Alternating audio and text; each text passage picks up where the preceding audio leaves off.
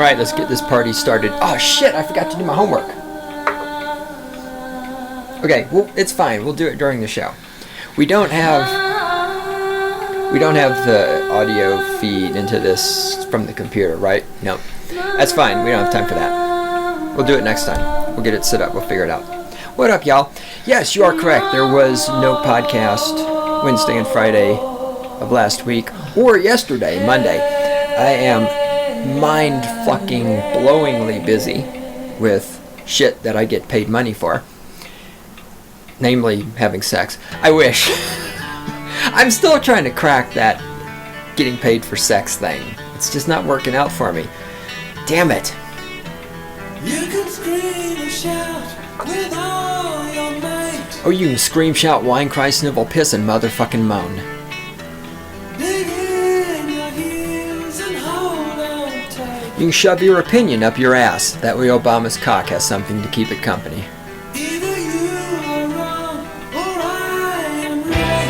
Don't forget, the ever-present, the most likely third possibility, you are wrong, and I am right.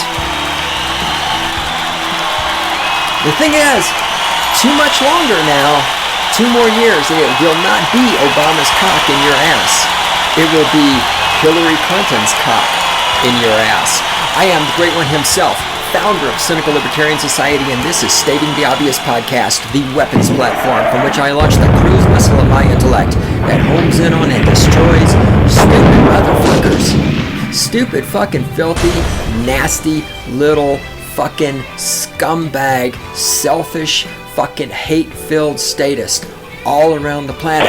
They fucking die when they hear the words of wisdom. They fucking get their fucking little panties all in a goddamn wad. They start screaming about racism and sexism and homophobia and how I hate the children and how I hate women. And all the while, all these fucking statists are supporting the governments that murder people. Yes, because remember, when Hussain Obama murders a motherfucker in a foreign country for having brown skin with a flying robot, well, he's a Nobel Peace Prize winner. And if you disagree with him, well, you must hate black people. Oh yes, you motherfucking statists, you're so goddamn intelligent. I fucking despise you little cocksucking fuckers in all of your goddamn forms. Fucking every goddamn one of you. Alright, I got a lot I want to get through. We know how that goes, because we all know that I'm not long-winded, I never go off topic, and I'm always succinct and to the point. And I need to talk about how awesome I am. Also, the rest of this week and next week, probably it's just going to be repeats. It maybe not. We'll see what happens. But like I said, there's a lot going on. Or this is a good opportunity. I might be doing some anarchy moments just if things pop into my head. Speaking of pop, my pop filter is a little dirty. I had to clean that off. Alright, so here I am. I got a shot glass full of Jack Daniels. Which I am sipping on. Not doing a shot. I went drinking with this friend of mine on the weekend. She's like, let's do shots. I was like, oh, fuck, man, are you trying to kill me? Christ, girl. So, we did a shot. It damn near killed me. It's not like in the olden days when I walked uphill to get to alcohol when I could fucking drink a lot. God, I used to be able to put down some fucking alcohol. Now I'm all old and I'm fucking soft and I'm a lightweight. I mean, dude, 1 shot of tequila, I'm under the fucking table. Which is okay. I mean, I'm alright with that. I'm a cheap date. It's not a big deal. So yeah, 1 shot of tequila and I will put out. Actually, 1 shot of tequila and I can't get my dick hard enough to put out. Because I'm a lightweight and that's me dropping shit on the floor. Alright. Yes, let me get on with it. God. The email address is God, that's dog spelled backwards, God at cynlibsoc.com. There's somebody out there, you sent me a couple of links to some stuff on YouTube. Sorry, I don't remember your name. I have the email open right now. I got it. I will check it out. I'll get back to you. Thank you for the linkage. Somebody else on Twitter sent me a link to something global warming related. I will check it out. I tweeted back at you. Thank you. Thank you very much. I always appreciate people sending me things that they think I should look at. So thanks a lot. Whether you're sending me something you think I'm going to agree, if you send me something you think I will agree with because you agree with me, that's great. And if you're someone who disagrees with me and you've got a link that you think refutes my points or whatever, send it on. I'm not a statist. I am not afraid to confront ideas and thoughts that are different than mine.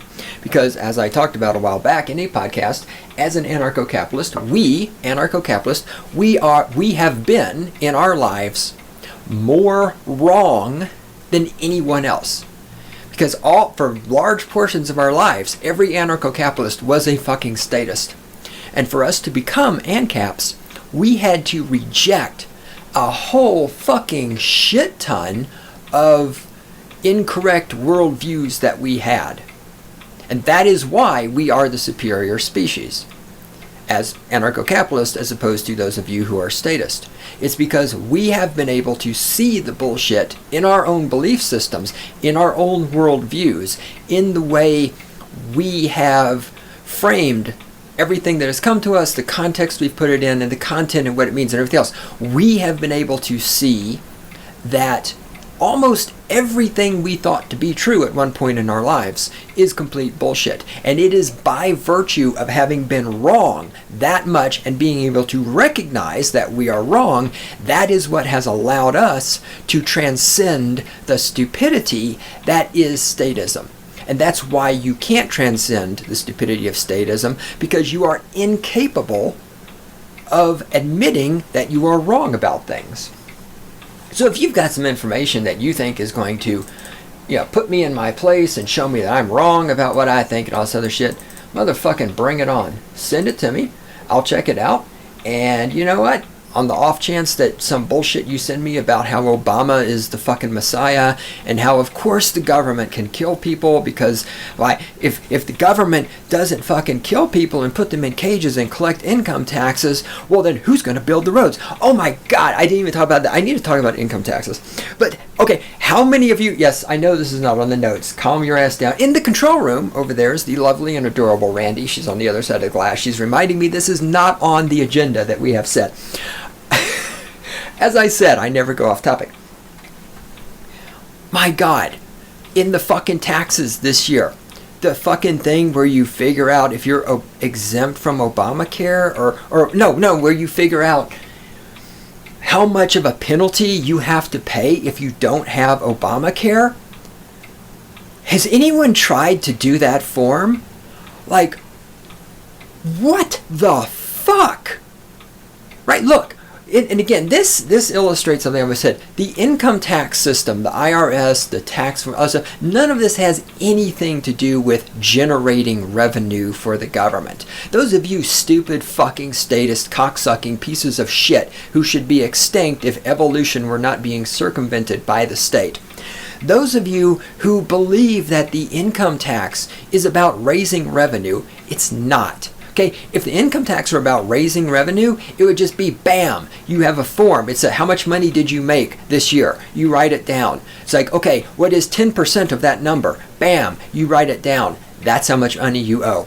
All of these weird convolutions of take this number and subtract that number. Now multiply it by the factor which is found on table 7 based on your income. Now take that and divide it by this. Now subtract that. Now multiply that by 0.537. Now, I mean, what in the fuck is all...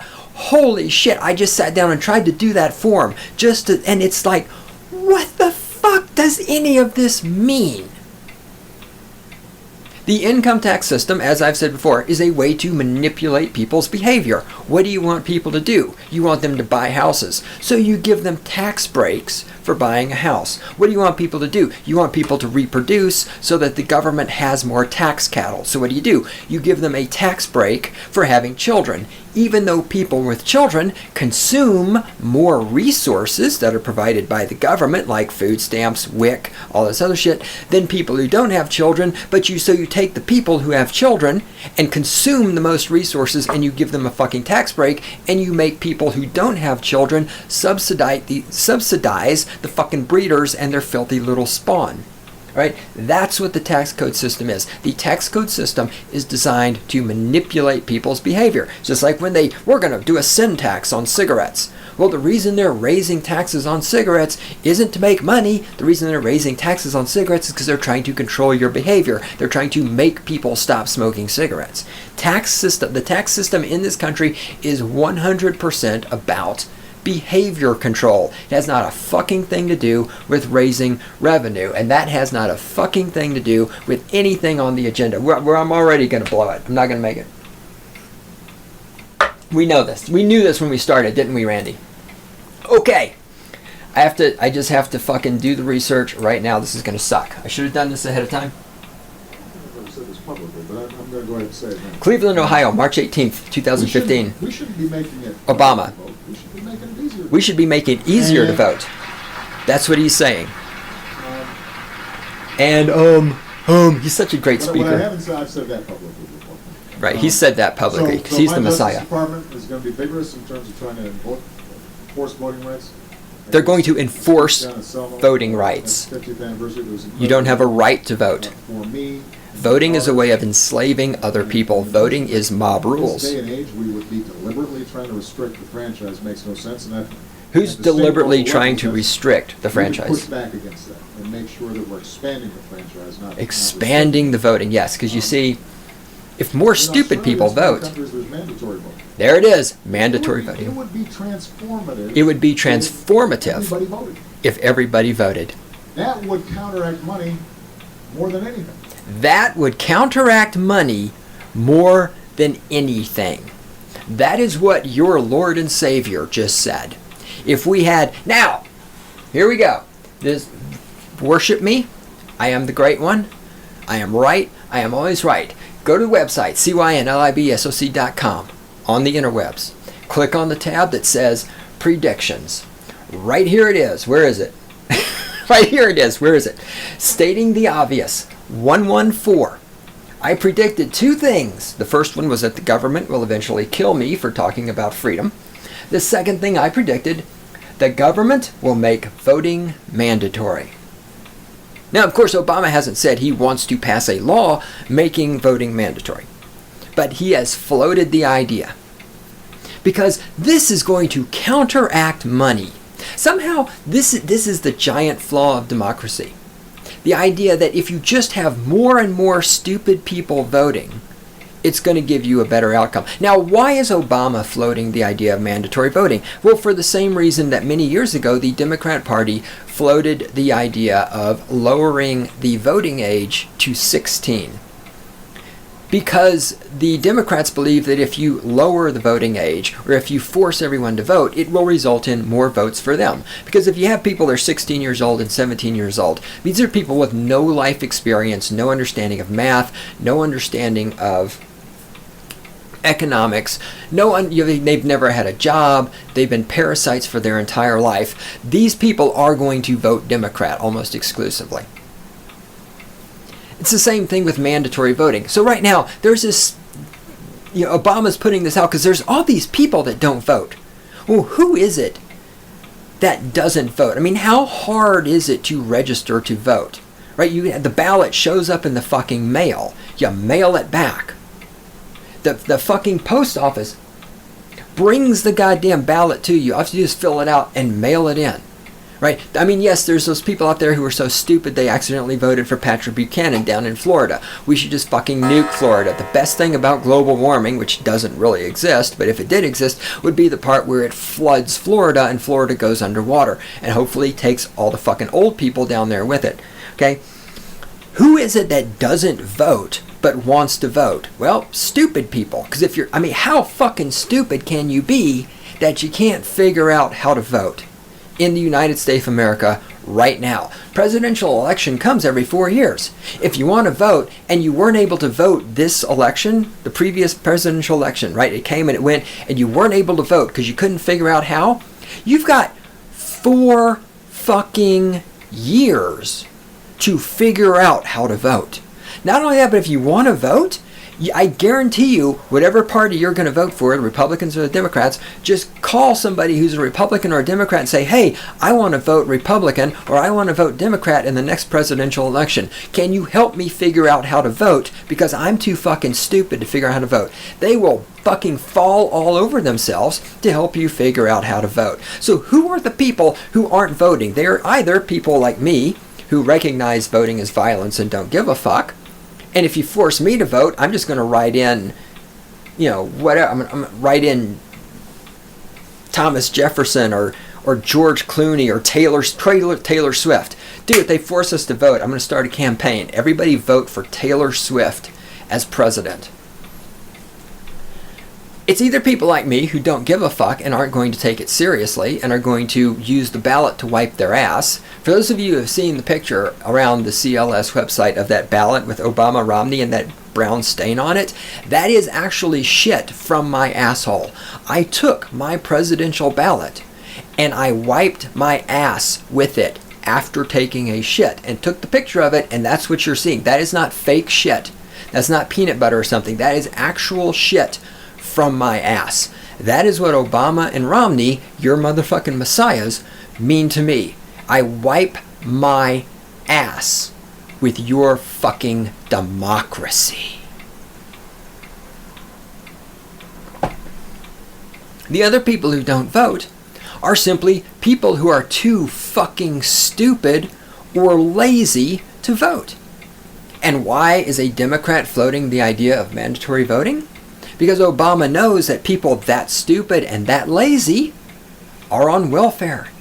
I guarantee you they're on food stamps. If we could somehow get a demographic snapshot of people who don't vote, I guarantee you there are very few, there's going to be some, but the number of Democrats, and I guess we can't call them, if they don't vote, we can't really say they're Democrats or Republicans, because you know, this is one of those things. When you say somebody's a Democrat or a Republican, what does that mean? Does that mean they're a member of a party, or does it mean they vote that way? It could be either of those. But somebody who doesn't vote probably is not the member of a political party. So I can't really say they're Democrats or Republicans. What I can say is, if we could get a snapshot of the people who don't vote, I guarantee you over 50% of them are poor. Over 50% of them are parasites on the taxpayers. That I can guarantee you is true. And that's why Obama is floating mandatory voting, because he knows it will be more votes for the Democrat Party, because most of the people pulled into the system by any mechanism that forces you to vote will be poor people who are dependent on the government for everything they have and will therefore vote Democrat, because rightly or wrongly the Democrats are perceived as the political party that hands out welfare and hands out Social Security and all this other stuff, even though, of course, as we've talked, under Republic, the numbers have shown that the highest welfare spending happens with a Republican president and a Democrat Congress. And even though anybody who knows how numbers work knows that welfare spending actually went up under Ronald Reagan, not down. And so, of course, the Republicans try to posture themselves as the party that's going to cut social welfare spending. But we know this is complete bullshit. They don't. They never have. They never will. Just as the Democrats are always like, well, yeah, we're anti-war and we're going to cut defense. And pretty fucking sure that, Obama's still got a war going on in Afghanistan. So Democrats are not anti-war. Republicans are not anti-welfare. These are just lies they tell you, and these are misconceptions that those of you who are statist have in your tiny little filthy brains. And again, this is what I said, as anarcho-capitalists, we are superior to you because we have been able to see through these lies and recognize that it doesn't matter who the fuck you elect, you still get more spending. You get more military spending, and you get more motherfucking welfare spending. How in fuck's name, when Bill Clinton was president, they paid down the deficit? I have no clue how that happened. And here we are, $16 trillion. It's like, what the fuck? Fucking Obama got us there. Yes, Bush started it. Bush started the bailouts. He started the deficit. He started the war. Obama jumped right in, picked it up, and carried it. Let me quickly play the rest of Obama's nasty, filthy little mouth-moving speech here. If everybody voted. If everybody voted. Then it would completely change the political map of this country. It would change the political map of the country. Not to vote are young. Young? They're the people, so he's saying it right now, the people who don't vote are young. Okay, who do young people vote for? Democrats, because they're stupid. Because the young people are stupid. They don't know math. They don't understand economics. They've never had jobs. They haven't gotten that thing where they have to spend thousands of dollars to the IRS to pay their taxes. They're still receiving benefits from mommy and daddy. They're getting student loans. They're getting government support. They're getting student discounts. They're parasites. They are fucking parasites. they're going to vote Democrat. And Obama said that if we had mandatory voting, it would transform the political map. Well, no, it wouldn't, because the political map in the United States is that you can elect either a Republican or a Democrat. Those are your options. Republican or Democrat. That's what you get.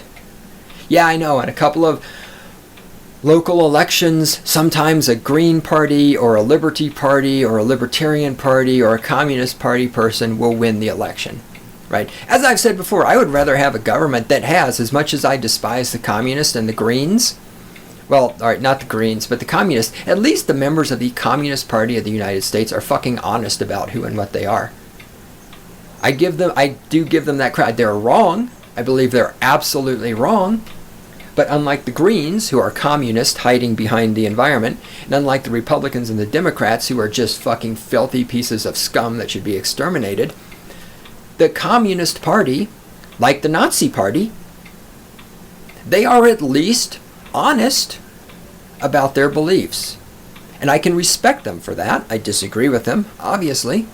But I can respect them for just having the fucking integrity to say what they honestly believe and say, yes, we believe that, we are the communists. We believe that nobody should have private property. And if you have private property, it should be taken away from you by men with guns.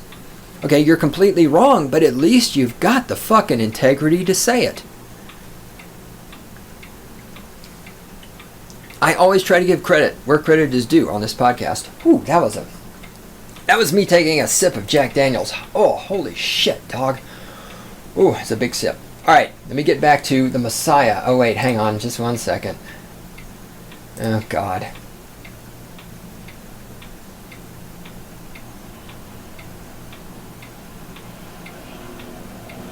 All right, whatever. It's work-related emails rolling in.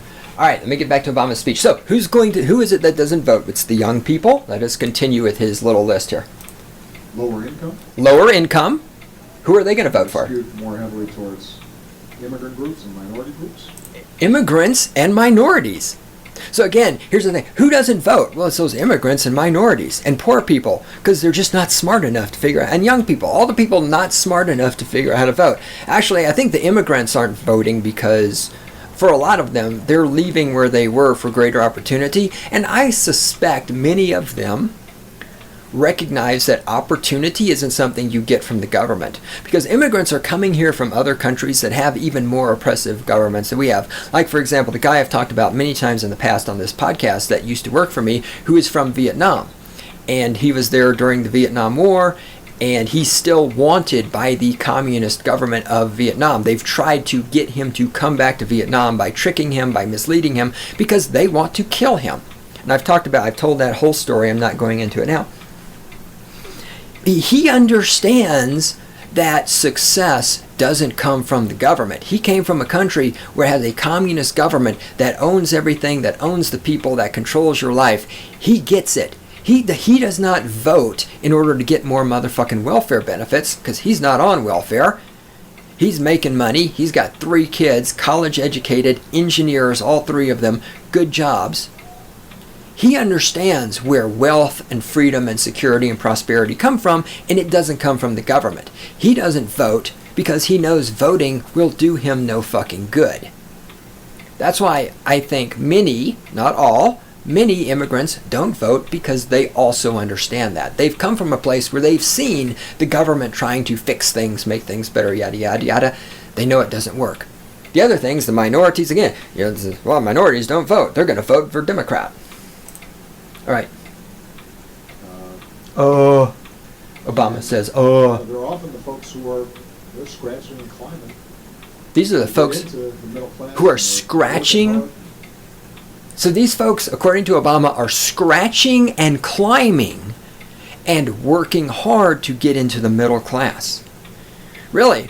How many people? I'd love to see some numbers on this. I don't have the numbers. I don't know what they are. Again, this is the thing. See, I could be wrong about what I'm about to say. This is the difference between me and you fucking filthy statist, is that you're incapable of understanding that you could be wrong about something because you're so blinded by your love for Obama or Crispy Chris. What's his name? Chris Isn't it dude, I don't even know who's the fucking Republicans that people worship nowadays. Rand Paul.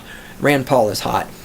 Not sexually hot. I wouldn't do him. I'm sure somebody out there would. But I mean, you people who are Republicans, you're so fucking blind. Okay. I'd love to see some numbers about how many people on welfare actually get off of welfare. I'd love to see those fucking numbers. And if they're scratching and clawing, it's because the economy sucks.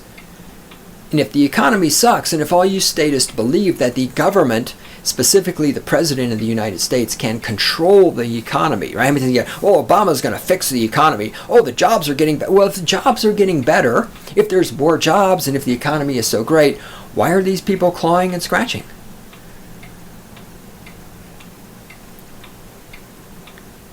It amazes me how left-wing statists are constantly whining about the poor and how all the people are poor and there's all these poor people, yet at the same time they need to, well, Obama's created so many jobs. Well, if Obama's created so many jobs and he saved the economy, why are there all these poor people? There's a reason why some folks try to keep them away from the polls. There's a reason why some people that may end up being a better strategy. Try to keep these non-voters away from the poll. Who is trying to keep the non-voters away from voting? What is the name of this person who's out there trying to stop people who don't vote from voting? And why exactly do you need to stop people who don't vote from voting? They're already not voting. Right? It's like me going out and seeing some girl on the street and going, hey, you're not having sex with me. I'm going to prevent you from having sex with me. Well, she's already not having sex with me. Why would I prevent her from having sex with me? So there's this people out there. We don't know who they are because Obama won't name them. Obama is only the most powerful man on the entire planet Earth. But he's scared to name these people. But there are these nameless people, I'm sure they're the heterosexual white men with jobs like me, who are trying to prevent these poor people from voting. I mean, what? Ooh, hold on. College girl. Yes, that is delicious. Nice legs. All right, there's these evil heterosexual white men with jobs who are trying to prevent these poor people from voting. Oh my God, it's Obama to the rescue. So there it is. While my prediction isn't completely come true, mandatory voting has not been created yet. The idea has been floated. I am the motherfucking shit. Meanwhile, other predictions. How many times have I made this prediction? The first time I have it listed is in stating the obvious 110. I predict that the Messiah, Hussain Obama, will win re-election in 2012 and Hillary Clinton will be the next president after the Messiah. Is anybody surprised? Some people are surprised. I don't know what planet these people are from. Hillary Clinton has... Whoa, that's loud. Hillary Clinton has announced she's running for president. And now we have Getting Started by Hillary Clinton on her YouTube channel. It's right here. And her tomatoes are legendary. So we've got this single mother with her daughter. She's getting ready. Now, I love this. Okay, so also we've got the Hillary Clinton logo has been revealed. I will get to work on creating the Cynical Libertarian Society version of the Hillary Clinton logo. I'm excited about that.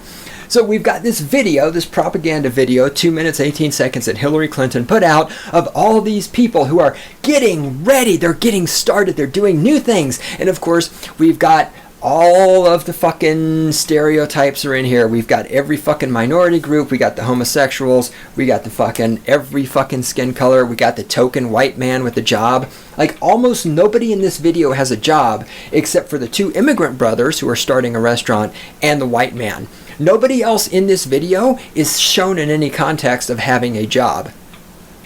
Because, of course, all the women are either retired or they're dependent on the government or they get alimony checks. But it starts off with this woman, obviously a single woman. We never see a father appear anywhere, and she's got her daughter. And this woman says she's getting started. She's moving to a new neighborhood because her daughter is going to go to school. And she wants her daughter to go to a better school.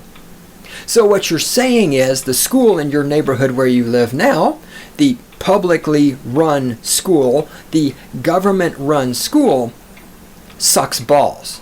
You're saying the school in your current neighborhood is a giant piece of shit, so you're going to move, because you're getting welfare and WIC and food stamps and all this other stuff and you can afford this, you're going to move to a different neighborhood so that your daughter can get a better education, but all the kids who are currently going to this shitty school that's not good enough for your daughter, fuck them, right?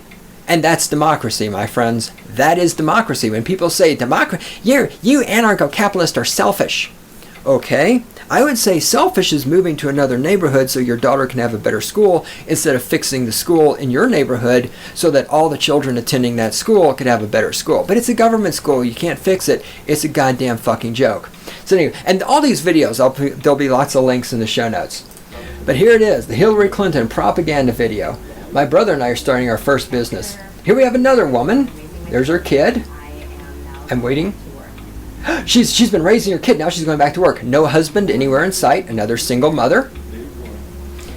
Now, of course, here we have a man and a woman. Married, she's pregnant, but of course they're black. We can't show white people in a nuclear family. Oh, and here we're getting married. This is the two men. They're getting married. Oh, it's so wonderful. Okay, and here's the little boy. He's going to be oh, and then here's the fat woman. She's going to retire. She's working. She's got a government job. Oh, here we got some home renovations. Oh, their dog eats out of the trash can. Yeah, that's wonderful. Kind of reminds me of politicians. Here's the token white man with a job.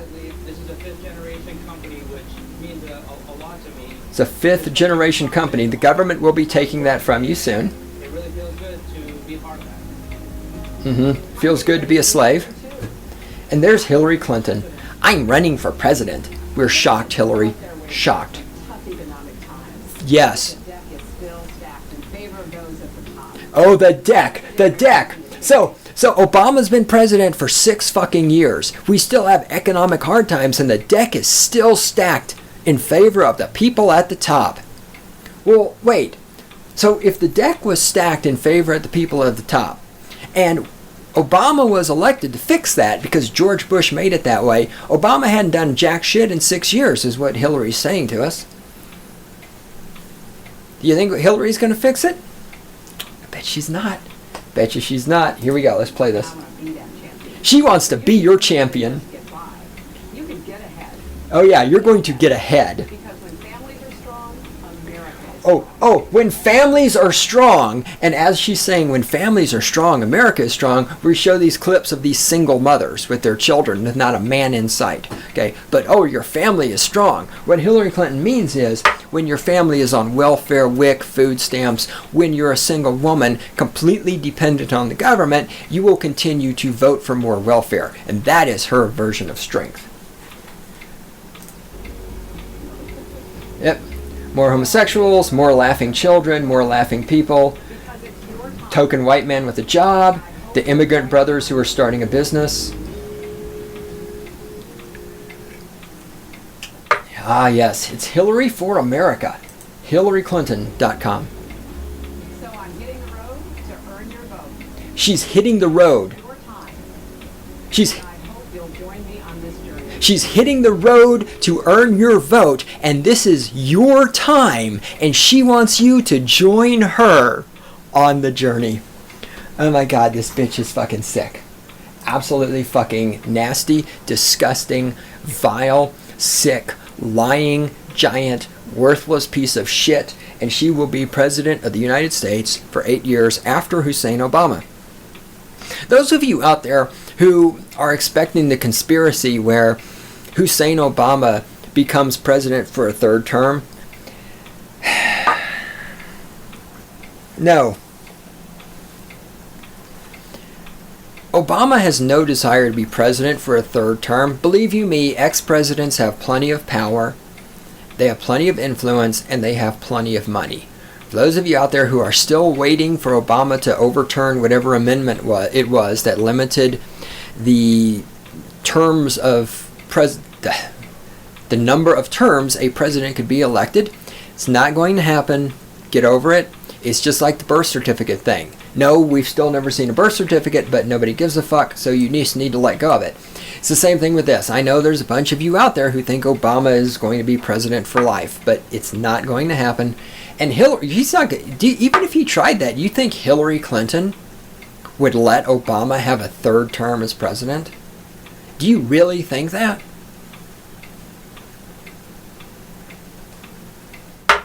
Here's another thought I want to toss out. Bill Clinton is president. Now his wife, Hillary, is running for president. Obama is president. Let me make a prediction, because I'm good at these. This is an official prediction. It will go on the prediction page. After the Messiah is no longer president, his wife will run for political office. Probably senator, just like Hillary did. If Michelle Obama is elected as a senator, she will at some point run for president. And she will be elected. Hands fucking down. Absolute hands down. Ooh, hold on. College girl.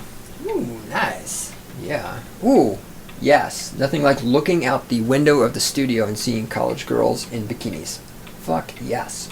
Alright, I need to focus. Where are we at on time, Randy? Shit. Alright, let's see if I can get through all this stuff. So that's it. Michelle Obama, if she wins election as a senator, she will go on to run for president. If she runs for president, she will absolutely win. Because that's how fucking stupid you people are. You're really fucking stupid. Okay. Let me do this. That's great. Alright, here we go. Let me blast through this stuff because I ain't got a lot of time left. First of all, where is it? God damn it. There it is. Got this from the Library Journal. I actually know where this takes place. It doesn't matter. Here's what they're advertising. Books for your LGBTQ audience. Join Bold Strokes Books and Riptide Publishing to hear about trends in the latest titles for patrons interested in LGBTQ materials. Hang on. All right, brace yourselves because I'm going to move the microphone. If you have earbuds in, take them out for 5 seconds. Go, now.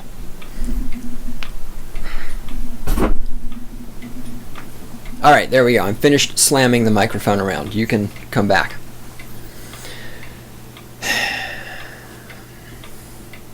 Romance, erotica, mystery, and fantasy. These publishers will cover the spectrum of hot, upcoming titles for LGBTQ readers, KKK, from YA to adult, allowing you to stock your shelves with don't-miss titles that patrons will clamor for.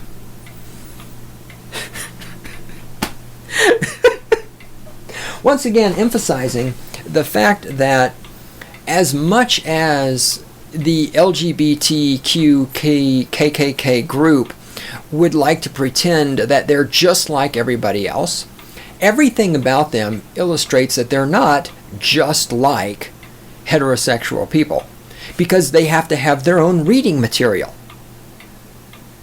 You know, another thing I thought of about the LGBTKKK group that, ooh, damn, she just rolled it. That's a nice ass. That differentiates them. For those of you out there who use OkCupid, you may or may not know this. On OkCupid, if you indicate on your profile that you are homosexual, you can have your profile. For those of you who don't know what OkCupid is, it's a dating website where you create a profile and you meet people to go out with and have sex. If you're gay, you can choose to hide your profile from straight people. Yet, I notice that as a straight person, there's not an option for me to hide my profile from gay people. So again, if you have privileges that I don't have, we're not equal. We're not equal. Okay? We are not equal. If my profile can be looked at by homosexuals, but your profile as a homosexual cannot be looked at by heterosexuals, you are not my equal. You are inferior. And if that hurts your fucking feelings, I don't give a shit, because it's true. And the truth is something that hurts people's fucking feelings. Here's one. And again, I'm going to links to all this stuff. That what I just read was from an email I got. There will not be a link to that. Here we go. Fresh off attempting to rip off her former employer with a frivolous sexual discrimination lawsuit, Reddit CEO Ellen Pao has done it again. Pao made waves last week when she announced that Reddit would no longer allow potential hires to negotiate their salaries because salary negotiations unfairly God damn it. Because salary negotiations unfairly privilege men over women. Now remember, my friends, women are strong and independent. Anything a man can do, a woman can do better. Women need men like fish need bicycles.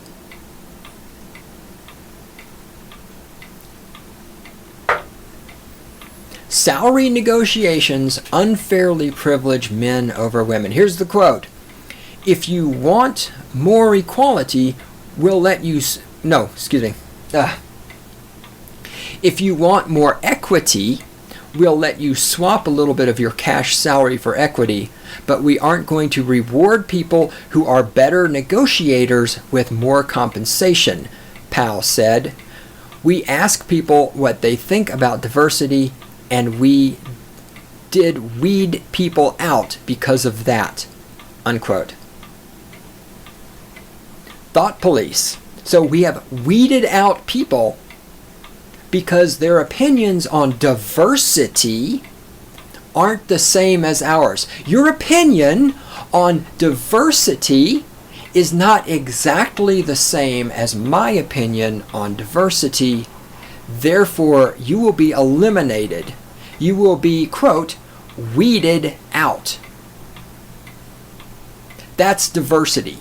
For a fucking femistatist, as I have, how many times have I said this? For the fucking nasty, filthy femistatist cunts, diversity means having exactly the same belief set, exactly the same worldview, exactly the same opinions that they have. And if your worldview is not identical to theirs, they will do what they have to do. You know, they'll accuse you of rape. They'll accuse you of sexism. They'll accuse you of this. They'll do whatever they have to do to destroy you for not being exactly like they are. That is diversity. We're not going to reward people who are better negotiators. This is why Reddit can suck a dick. We're not going to reward people who have better skills than people who have poor skills. Well, welcome to the world of failure. Here we go. Sexist Canadian feminist call others sexist. Blah, blah, blah. Here's the great part right here.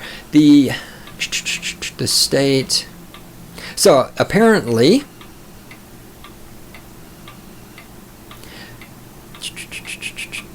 I'm trying to scan this. Sorry, guys. It doesn't fucking matter. Somewhere in the government of California,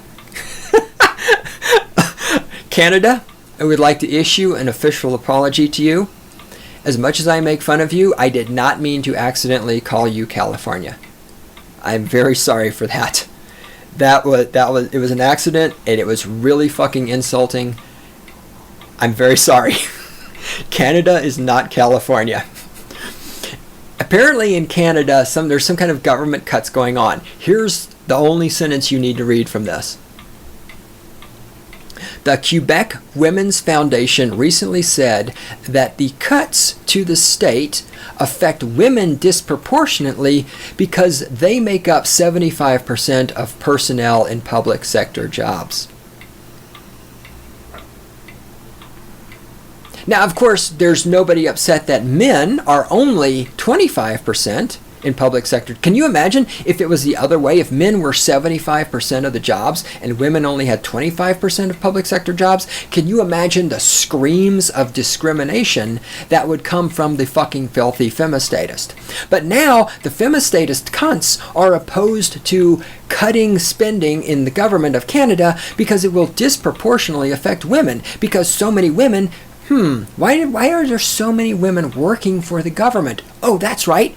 Because, hey, didn't I just do a podcast about how women shouldn't be in charge in jobs? And I have another one to do about that because it's gotten worse. There's more stuff to talk about. It's because there's all these women who can't get jobs in, I should say, femistatist. I guarantee you there's very few conservative or libertarian or anarcho-capitalist free market women in these government jobs.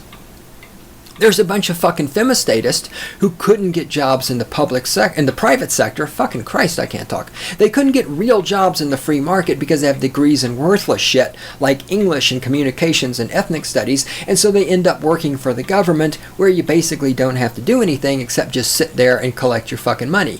And now the fucking femistatists are pissed off because all these women are going to be affected. Why? Maybe if these women could get a fucking real job, maybe they had some real skills, they could create some real value for other people, they could work for themselves, they could work as freelancers, they could start their own businesses, they could get jobs as engineers or shit at corporations that pay them shit tons of money and give them all kinds of benefits. Maybe the little fucking feminist cunts could go on over to Reddit, and then they'll get the same amount of money as everybody else, even though they have no fucking negotiation skills, because women can't fucking communicate, even though women can't shut the fuck up about, oh, we're so good at communicating. If women are so good at fucking communicating, why can't you negotiate for your salary, bitch? All right. Sharp rise in under 11s seeking NHS transgender treatment. This is some sick shit. This is some fucking sick shit. When you talk about people who should be exterminated, and I do it all the time, and they're called statists, here are some people that should be exterminated. The number of children in the UK being referred to the NHS for transgender treatments has increased fourfold over the last 5 years. Britain's only centre specialising in gender issues saw the number of under 11s seeking consultation rise from 19 in 2009-10 to 77 in 2014-15. The Tavistock and Portman NHS Trust said referrals included 47 children aged 5 and 2 under 3 years of age. 2 children under the age of 3 are being taken to the fucking government of England by their feminist parents to have their gender changed. Now, there is no way you can tell me 47 children under 5. There is no way in hell a fucking 3-year-old or a 5-year-old can sit there and fucking rationally decide, hey, I have a penis, but I'm really a girl. This is fucking feminist cunt. I don't even call them parents. These are breeders. These are not parents. There's no parenting going on here. These are fucking feminist cunt breeders who are trying to biologically, physically alter their children for the political agenda of the fucking breeder. These people do not give a fuck about their children. You taking your fucking 3-year-old, taking your fucking 3-year-old to the government and saying, I want you to chop my 3-year-old's cock off and give him a cunt because I'm pretty sure he's supposed to be a girl. That is some sick. And again, if natural selection and evolution were allowed to run its course, these people would be dead. The only reason these fucking feminist cunts are alive is because the government is keeping them alive. They would be dead. Speaking of being dead, here we go, Yahoo News. Philadelphia, a mother abandoned her quadriplegic son in a wooded area of a Philadelphia park for nearly a week so she could visit her boyfriend in Maryland, police said. The 21-year-old disabled man was found by a passerby on Friday night lying on leaves and covered by blankets with his wheelchair and Bible nearby. The man had been abandoned in the woods, is unable to talk, and suffers from cerebral palsy. This woman, remember, if women ran the world, everything would be great because women care about other people. Women are compassionate. Women care about the children. This woman left her son in the fucking park. Her fucking cerebral palsy afflicted, if that's the right word, son left him outside in the park so she could go to another state and get fucked by her boyfriend. My God, you fucking feminist cunts are the sickest fucking humans on the planet. You're fucking sick. This woman is sick. Again, evolution, natural selection, she would be dead. The government, her son has cerebral palsy. I guarantee you, she's getting government checks. She's getting welfare. She's getting fucking WIC benefits. She's getting food stamps. She's getting Social Security. She's got Medicare and Medicaid to take care of him. She could not exist without the state keeping her alive. She should be dead. Instead, she's taking another human being and leaving him outside in the park so she can go off and get fucked. Literally, get fucked so that a man can stick his cock inside of her.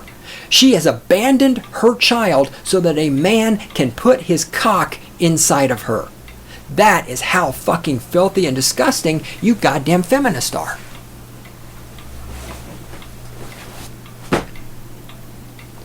UK feminist ban clapping at conference because it triggers anxiety. At a National Union of Students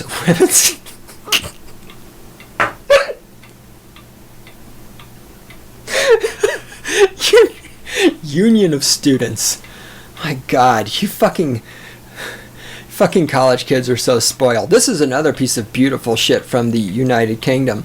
And Randy, just deal with it. We're going to go over. We'll play the music out, and then we're going to come back and we're going to finish this up.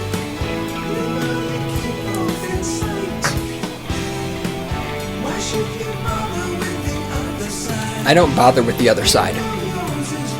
I'm always right. I was right about mandatory voting. I was right about Hillary Clinton running for president.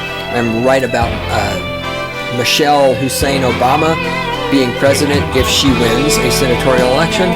I'm right about feminists being giant fucking filthy pieces of shit. I am right. I'm right about evolution. I'm right about natural selection. Deal with it.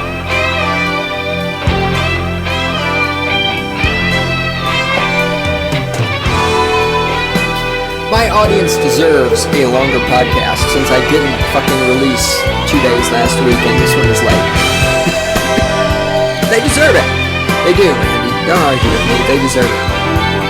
I have the best audience out there. All three of them.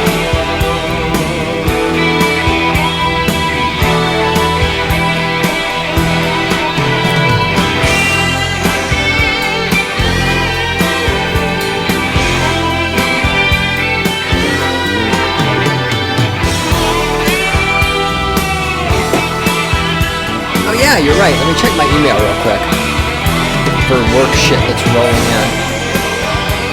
Fucking Christ, dog.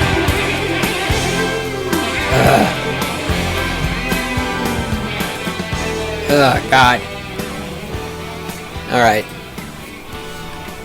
Fucking hate having to work for a living. Why can't I get on? I gotta get on welfare. I need some fucking food stamps and some WIC. I also need that college girl out there in her bikini to come.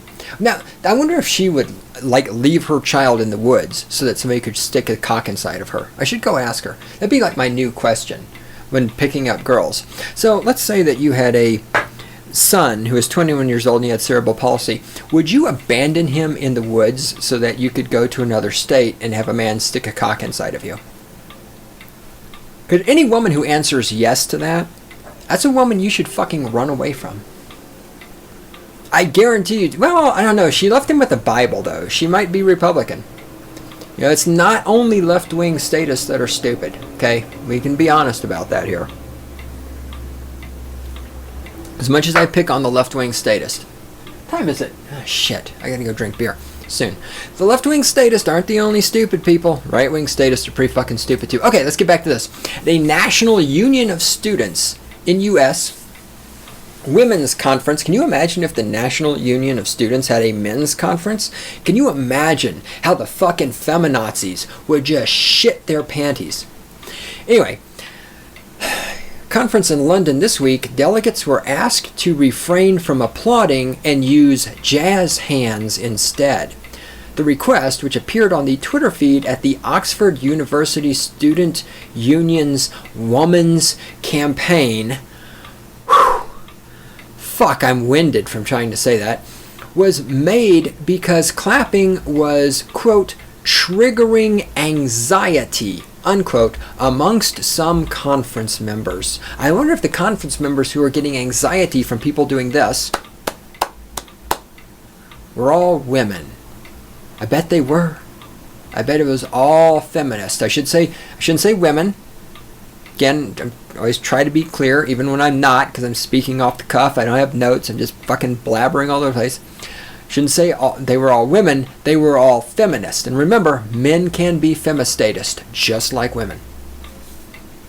The same conference, this is hilarious. This is fucking hilarious. The same conference also passed a motion condemning drag and cross-dressing, while another motion attacked gay men who speak like black women. What the fuck? The whole pretentious spectacle was precipitated by a couple of tweets by the NUS Women's Campaign. First, this is the quote of the tweet: "Whooping is fun for some, but can be super inaccessible for others, so please try not to whoop. Jazz hands work just as well," unquote. It's not just inaccessible, it's super inaccessible. I am so fucking sick. Oh, that's so super cute. Oh, that's super inaccessible. Oh, I'm so super awesome.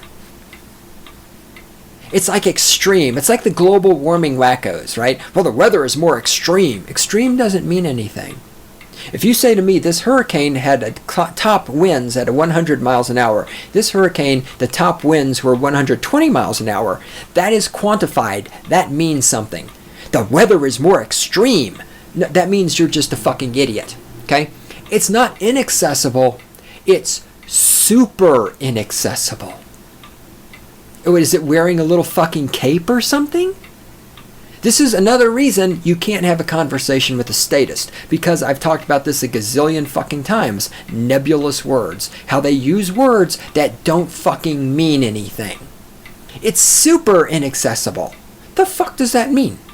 It means nothing. It means you're a dumb fucking cunt. That's what it means. The next tweet says this: "Some delegates are requesting that we move to jazz hands rather than clapping, as it's triggering anxiety. Please be mindful." If people clapping their hands triggers anxiety, gosh, ooh, college girl is back. Ooh, damn, she's cute. Let me, what was I saying? Randy, what was I talking about? I saw a cute girl. Brain fucking just shut down. Yeah, thank you. I'm glad one of us is paying attention. God, that's why you're here. Well, that and because you're cute. And because you're not completely, well, actually you are a statist. For those of you new to the show, Randy is actually a conservative Republican. She is not an anarcho-capitalist. I forgot what I was saying, even though you just reminded me. Yes! Thank you. Fuck. Okay. If other people clapping their hands, if other people doing this, triggers anxiety in you, if people doing this triggers your brain chemistry in such a way that you become less able to function, natural selection says you should be dead. Your DNA should be removed from the gene pool. All of the statism could be completely fucking eliminated if we just had some natural fucking selection. Because it would only be anarcho-capitalist that would be left after about, 3 months? It would take about 3 months for all the people who can't survive without the state to protect them to die off.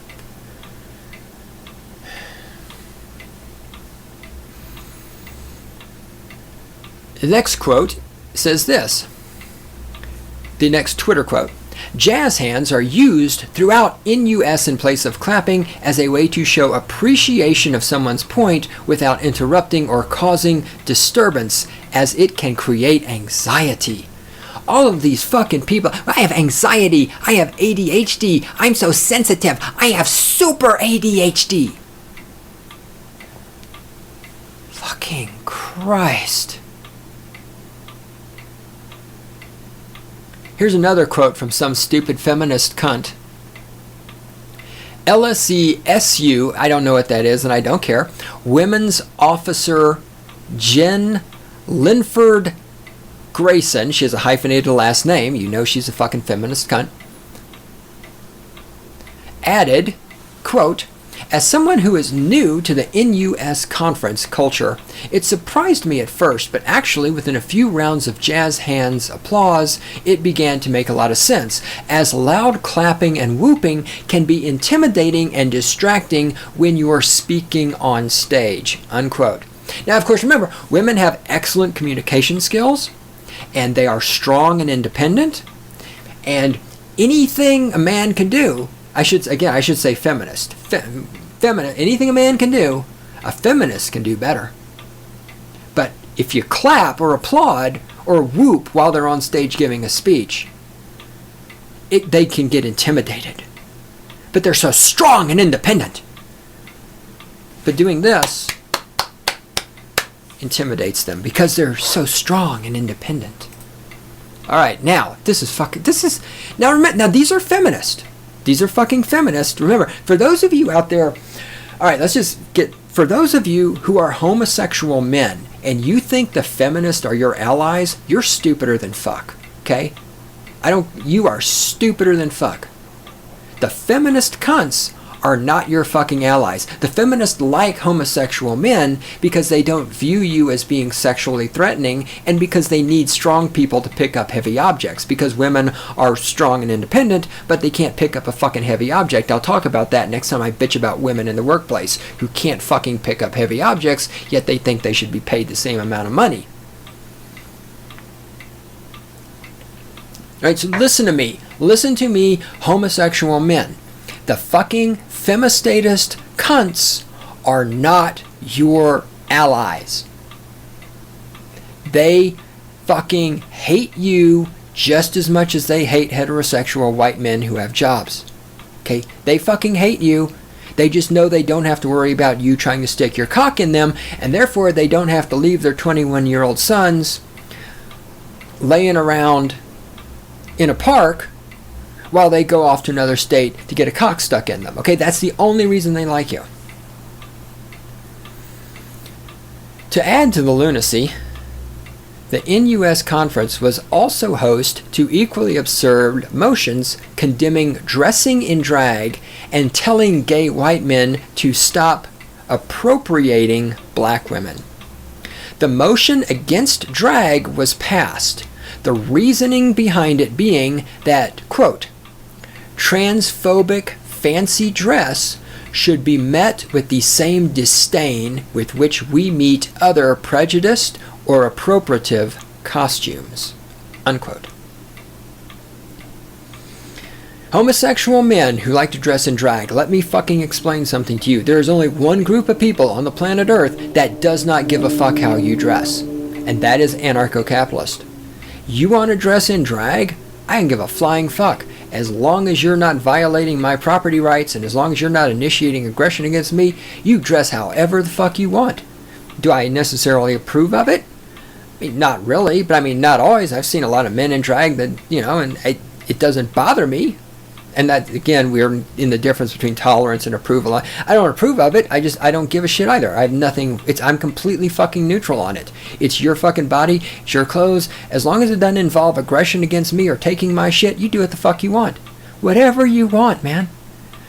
Anarcho-capitalists are the only people who are willing to let you dress the way you want. I promise you that's true. I fucking promise you. This is right here. The fema-fucking-statist cunts are fucking passing motions condemning the way you dress. These are not your allies. These fucking feminist, filthy ass, nasty, goddamn dried up cunt bags who leave their children in parks and who get welfare and who pay everybody the same because women have great communication skills, but we don't want to fucking reward people who have better communication skills and negotiate. These filthy fucking cunts, they're not your fucking allies. They're not. It required in U.S. events to ban cross-dressing, but only for cisgender participants. Drag will be tolerated, however, as an, quote, expression or exploration of queer identity, close quote. So how do you know the difference between somebody who is cisgendered and somebody who is expressing or exploring queer identity? How do you actually differentiate that? So I'm not expressing or exploring queer identity, but if I show up in a dress and then I could just say I'm expressing my queer identity. I mean, how do you know I'm lying? How exactly do they test for this so as to enforce it? Here is the second part of the motion, which was also passed. Quote, the appropriation of black women by white gay men is prevalent within the LGBTKKK scene and community. This may be manifested in the emulation of mannerisms, language, particularly AAVE, African American Vernacular English, and phrases that can be attributed to black women.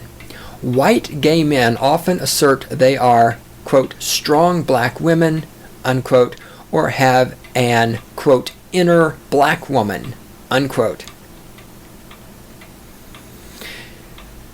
It also turns out that not all oppressed minorities are equal as, here's another quote from the motion, white gay men are the dominant demographic within the LGBT community, and they benefit from both white privilege and male privilege. As I said, homosexual men, you see, you have white privilege and you have male privilege. The femistatist cunts, they are not your allies. They are not your friends. They are not on your side. They are not going to help you.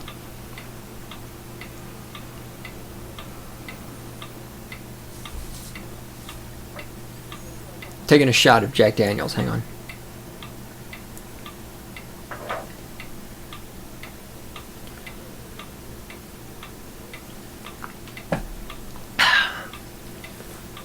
With a chaser of water, because I'm hardcore, man. I'm hardcore. I'm so hardcore. By shot of Jack Daniels, I mean a little sip. I took a little sip of Jack Daniels and chased it with water. I'm hardcore, man. All right. There's a manga called Ghost in the Shell, which is really good, beautiful art. It's by an artist. I can't pronounce Japanese names, so I'm not even going to try. Just go to Google, type in Ghost in the Shell. You'll find it. His art is fantastic, and there's a slew of TV and movies that have TV shows, series, and movies that have been made from it. And right now in my Netflix queue, I'm watching a number of those, and it's interesting. I said it's great art and the storylines are okay, but it's just interesting to me watching this, and I wonder if this is somehow indicative of Japanese culture in some way. Everything in the show is about the state. the people who are the center of the show, they are Section 9. They are this government organization that basically kills people. But in every episode, everything that happens is about the government. In every episode, the bad guy is always a government official. The good guy is always a government official. The conflicts are always between all these different branches and departments within the government trying to kill each other, and they're all stealing money and all this other stuff. And it's almost as if in this show, if you watch it, I shouldn't say citizens because that's a slave term. People who are not members of the government don't exist. The only time in this show people who aren't members of the government or are not government employees or are not elected politicians, the only time you see those people is in the background. All the characters are either politicians or government employees. And then, of course, there's a couple of corporate CEOs. And while the stories are fun and the shows are good and there's a lot of action and cool mecha and robots and people fighting and getting blown up and all this other stuff, it just oozes statism to the point where I thought this part was just fucking hilarious. This is what I want to come around and talk to. One of the characters got shot a number of times. He got shot up pretty bad. And he's in the hospital, and it's that standard thing. You've seen it in every fucking cop show you've ever watched in your life, where the cop gets shot, but then he gets out of the hospital, and everyone's like, well, you're not ready. You still need to keep healing. You were shot 3 days ago. And the cop is like, no, I'm ready. I can handle it. You've seen this in every fucking show. In this show, the guy who runs Section 9, so the guy, the cop who was shot, comes out and he says, yep, I'm here, I'm ready to go. And the other cops are like, well, no, you're not ready to go. You just got shot. You need to stay in and rest. And the chief says, he's ready to go. I filled out all the paperwork. Because if you're a statist, you believe that if you have a person who has been shot by bullets and they're unhealthy, if you fill out paperwork, they can become healthy again.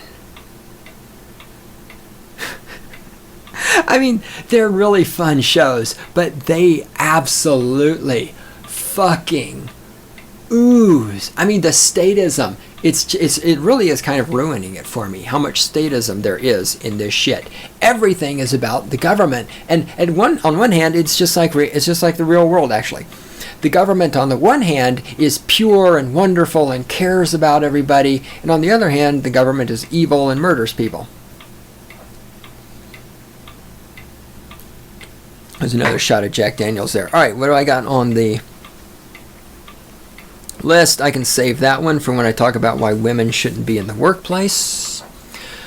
What do I got over here? All right, final topic. A while back, I did a podcast where I talked about women authors, and I talked specifically about a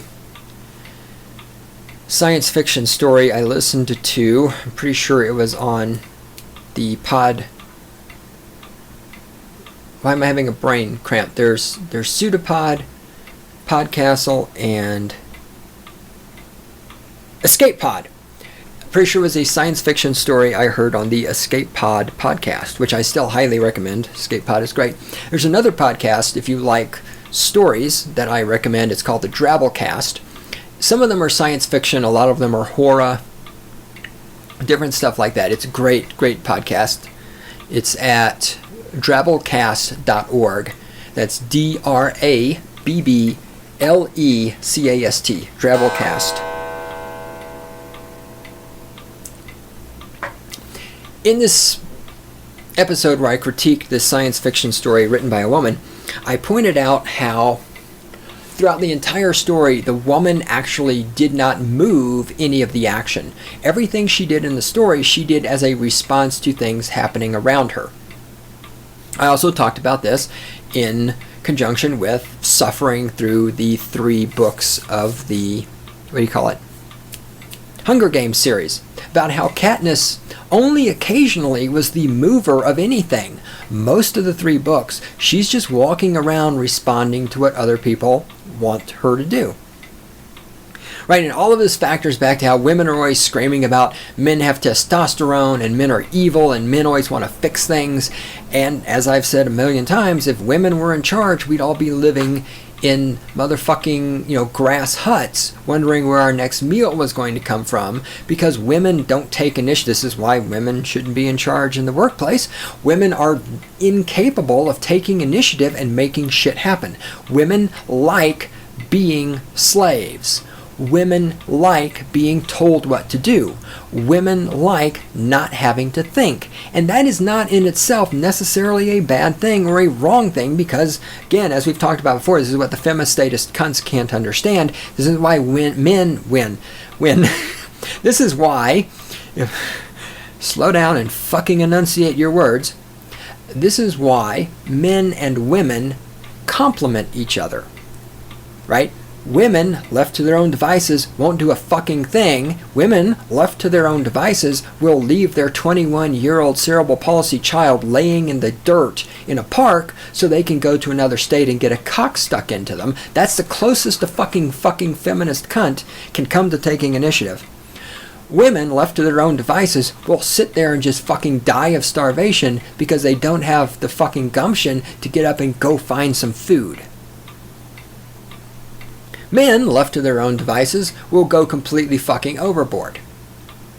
That's why when the college girl's going away. Well, maybe I'll be able to focus for the last 3 minutes of the podcast then. She is bending over, however. Now, you can't see her from where you're at. Yeah, she's the little blonde. And the hell was I saying? Oh, again, sorry, college girls. My brain just shuts the fuck down. I did that, yeah. All right, so men and women complement each other, right? Men have strengths, men have weaknesses. Women have strengths, women have weaknesses. When you put the two together, both individually, like as a pair bonding, as people dating, married, whatever, or when you put them together in an organization, or when you put them together as a society of some type, as a polis. Right? They can complement each other and work together. For all my spewing about feminist cunts, and I know this will be hard for some of you to believe, most of my friends, like the one I went drinking with this weekend, like Randy, most of my friends are women. I love women. Women are fantastic. I hate feminist cunts. And I get this on, I got to do Wednesdays. I got to respond to these YouTube comments from some feminist cunt who left some comments, and one of my listeners tried to argue with her. I've got to talk about those. And he pointed out to her that I say, I do not hate women, I hate feminists. And it's true. I love women. I hate feminists. I hate statists. But I love women. Women are great because women are complementary to who and what and how I am. I think women are fantastic. I just think that 99% of them are fucking stupid, worthless, lazy cunts. I wish there were more good ones. There aren't. It's the reality of the world I live in. Anyway, okay. I'm going to link to this episode. This is Drabblecast number 300. It's a story called Bloodchild. It's written by a black woman. Oh my God. Now, she's a great writer. It was very well written. Yeah, nothing bad about that. Here's the deal. Listen to the story. The story basically, God, can I summarize this? All right. Real quick summary. This is going to be a spoiler.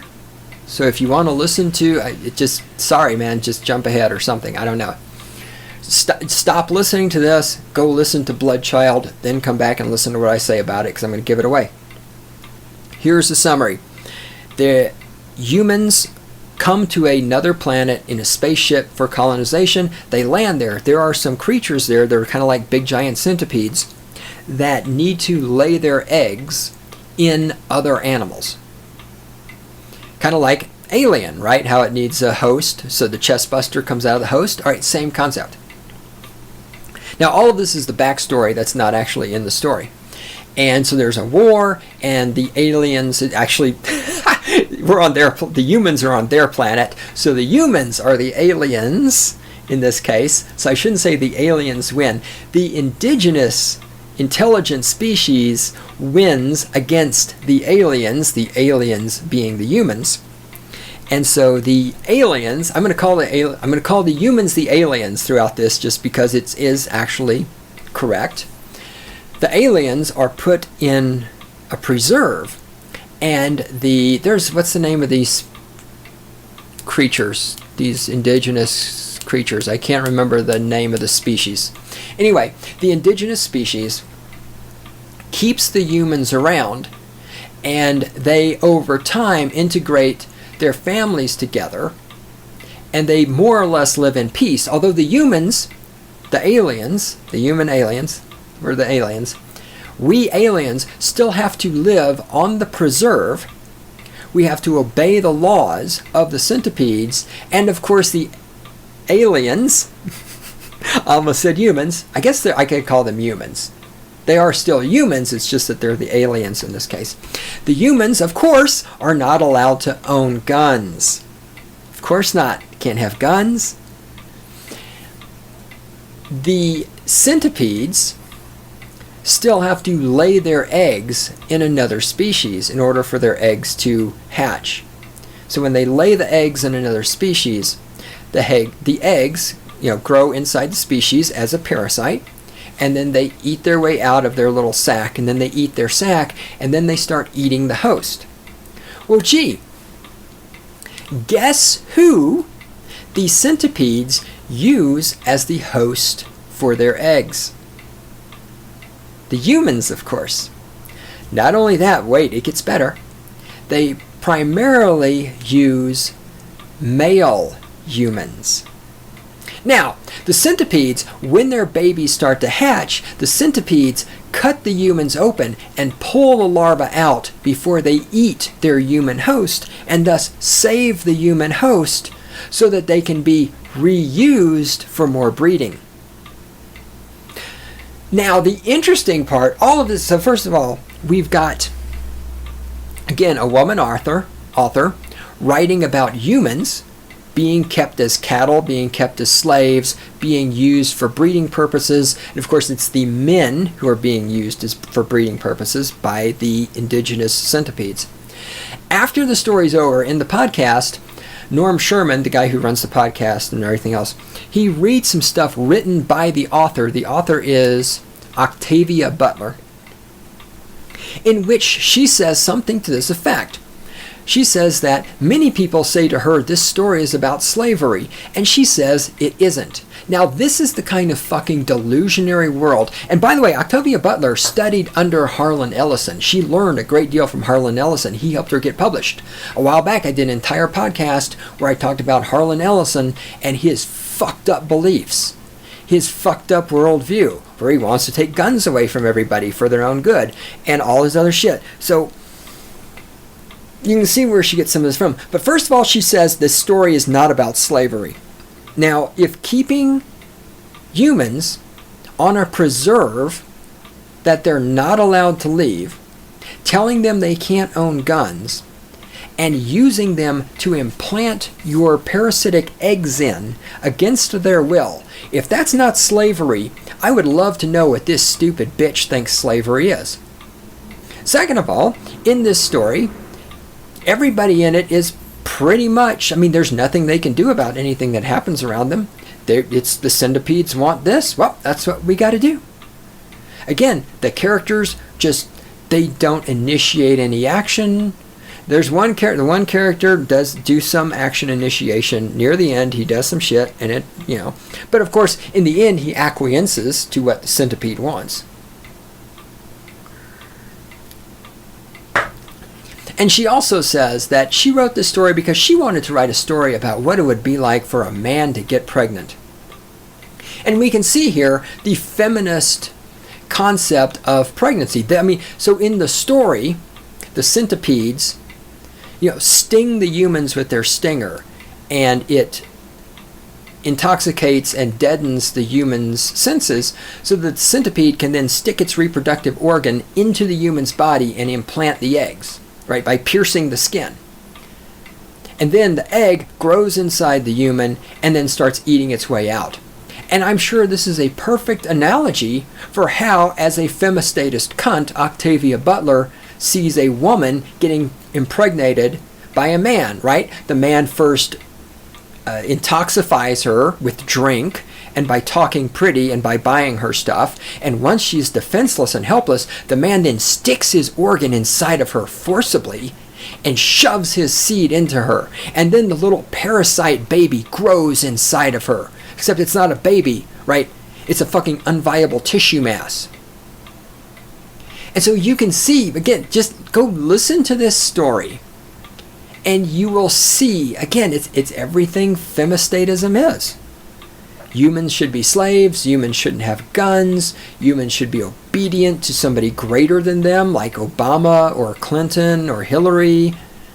You know, pregnancy is terrible.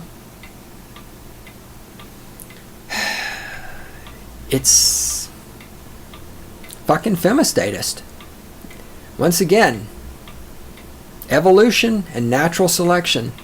If you're a femistatist cunt, natural selection says you should be dead.